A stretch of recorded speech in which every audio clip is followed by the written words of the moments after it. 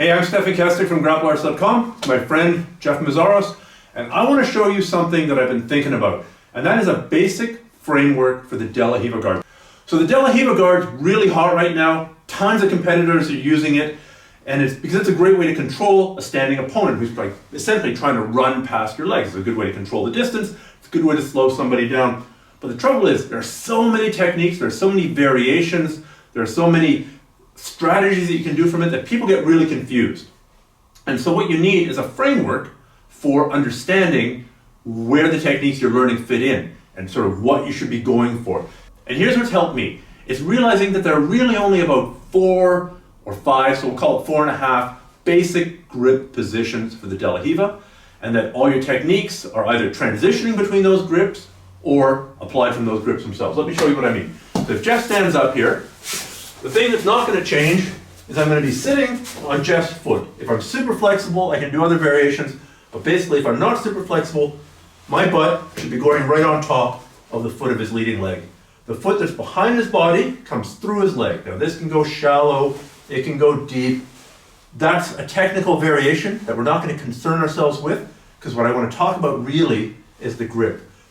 This hand is controlling his heel. If that's not there, he can just lift his foot up and run away. So I want to actually be gripping his heel with this hand. My right hand, the loose hand, can grip one of 4 places. It can grip this sleeve here. It can grip the same sleeve as the leg is what I'm controlling. It can grip the lapel. That's the second position. It can grip the far sleeve. It can grip the belt, which I'm going to call a sub-variant of this. So that's 3.5 positions. The other thing is if he's kneeling down, sometimes I can go to a double sleeve grip. I'm not going to focus too much on this today, but the double sleeve would be a variant if he's kneeling. So that's 4.5. This is position 4. Stand up, please. Position 3, position 2, position 2.5, position 1. Now each one of these grips, each one of these positions has different sort of techniques associated with it. It has different things that you're going to go for first. If you're controlling the same sleeve as his leg, a very common thing you're going to do is stick your leg in deeper and try and make him turn away from you. If you can manage to turn him, you're going to bring your foot in behind his knee, grab his belt, and move to the back. Of course, there are other techniques you can do, but that's sort of one of the most common attacks.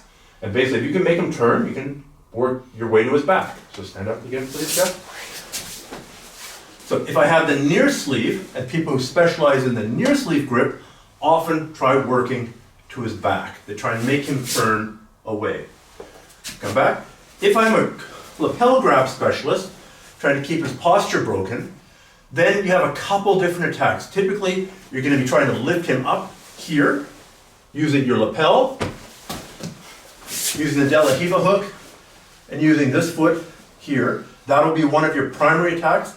Another attack, we're going to run out of space, so we'll move this way.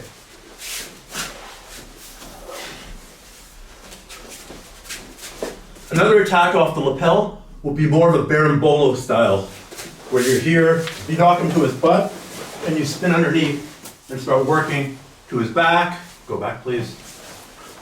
Where you start working to a leg drag type position, where you start going to mount. Anyhow, you spin underneath him and go for a berimbolo. That's very common off the lapel grip and the belt grip.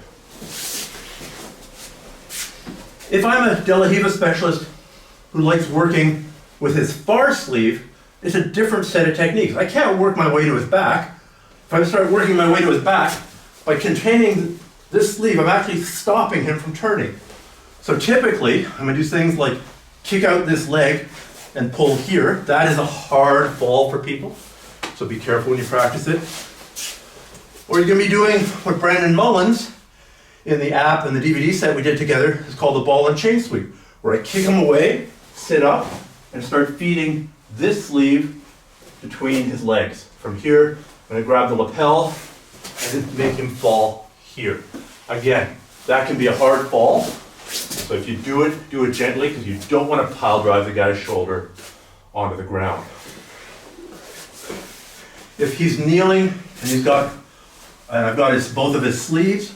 Well, you can go left, you can go right. For example, you can do the exact same technique that you did before, kicking this leg out and pulling and coming to the top here. So, same leg position, more or less. 4.5 basic grips. Double sleeve, well, let's go through them in the same order. Same side sleeve, lapel or belt, far side sleeve or double sleeve. If you begin looking at all the De La Riva techniques that you learn, and you say, oh, this clearly is a far side grip attack, or clearly this is a lapel attack, or clearly the same side sleeve grip, it'll start making sense.